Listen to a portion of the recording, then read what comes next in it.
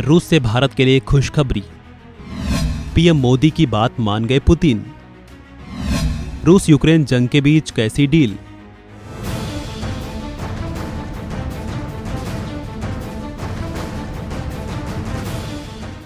प्रधानमंत्री नरेंद्र मोदी बीते सोमवार को रूस के 2 दिवसीय दौरे पर पहुंचे हैं। प्रधानमंत्री के रूस पहुंचने पर ग्रैंड वेलकम किया गया। स्वागत में नृत्य कीर्तन की धूम रही तो साथ ही पीएम मोदी को गार्ड ऑफ ऑनर भी दिया गया। प्रधानमंत्री के पहुंचने पर रूसी राष्ट्रपति व्लादिमीर पुतिन ने उन्हें गले लगाकर स्वागत किया और उन्हें अपना मित्र बताया। कहा जा रहा है कि प्रधानमंत्री का यह दौरा काफी अहम रहने वाला है। प्रधानमंत्री मोदी आज भारत रूस वार्षिक सम्मेलन में हिस्सा भी लेंगे। साथ ही कई अहम मुद्दों पर पुतिन के साथ बातचीत भी करेंगे। इस बीच रूस से भारत के लिए एक बड़ी और अहम खबर सामने आई है। दरअसल रिपोर्ट्स में इस बात का दावा किया जा रहा है कि रूस यूक्रेन युद्ध में रूसी सेना की ओर से लड़ रहे भारतीयों को अब वतन वापस भेजा जाएगा। पुतिन ने इसको लेकर अपनी सहमति दे दी है। पीएम मोदी ने सोमवार को रूसी राष्ट्रपति व्लादिमीर पुतिन के साथ प्राइवेट डिनर पर बातचीत के दौरान ये मुद्दा उठाया था।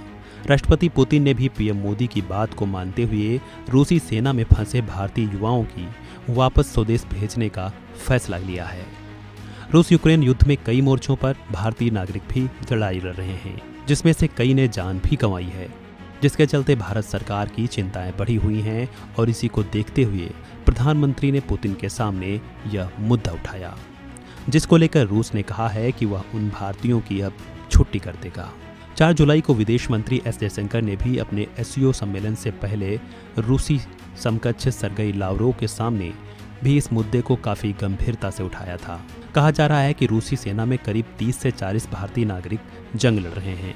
बीते दिनों 2 नागरिकों की जान जाने की भी खबर सामने आई थी। इन सब के अलावा दोनों देशों के बीच द्विपक्षीय वार्ता में रक्षा, व्यापार घाटा और व्यापार के लिए नए विकल्पों को तलाशने को लेकर भी बातचीत होगी। रूस यूक्रेन की जंग के बाद भारत रूस से बड़े स्तर पर आयात कर रहा है। भारत और रूस के बीच यूक्रेन जंग के बाद व्यापार काफी तेजी से बढ़ा है।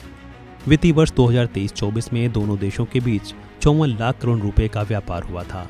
इसमें भारत ने रूस को सिर्फ 3.3 लाख करोड़ का ही मात्र निर्यात किया। व्यापार के लिए रूपी और रूबल में पेमेंट को लेकर भी बातचीत होगी, क्योंकि रूस भारत से कम आयात कर रहा है, जिसके चलते उसके पास रूपी का सरप्लस बन चुका है। साथ ही रक्षा सौदों को लेकर